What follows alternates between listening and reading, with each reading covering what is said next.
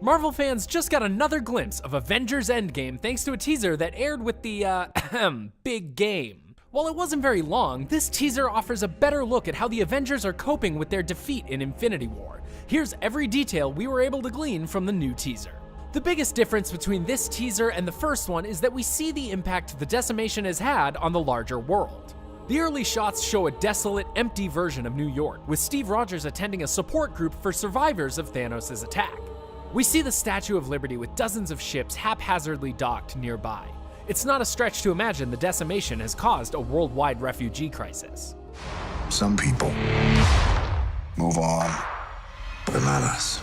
This is another sign that a significant amount of time passes in between the events of Infinity War and Endgame, possibly even years, based on Cap's speech about refusing the call to move on. It's also interesting that Steve Rogers is appearing out in the open again. With so many people dead, the government probably has bigger things to worry about than apprehending a fugitive Captain America. In this shot, we see both Tony Stark and Nebula working furiously to repair their ship. Apparently, this means that Nebula is trapped with Tony during his goodbye message to Pepper from the first trailer. Either that, or she's abandoned the ship by that point. Here's our first look at Rocket Raccoon, who's conspicuously absent in the original trailer, investigating some kind of seaside shack. Here's a shot of Ant-Man and War Machine together, showing that they've patched things up since the Civil War days. Rhodey also appears to be wearing a new suit of armor, which could imply that Tony has returned to Earth by this point.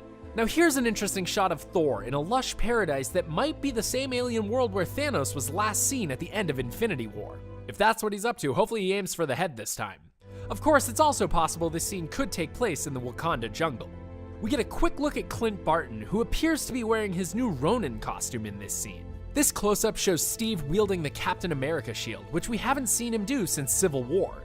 We can see that this shield has the old-school straps rather than the magnetic harness introduced in Age of Ultron, suggesting that he's going back to an older model. The way his hand shakes as he tightens the straps seems to suggest that Cap could be running on empty at this point.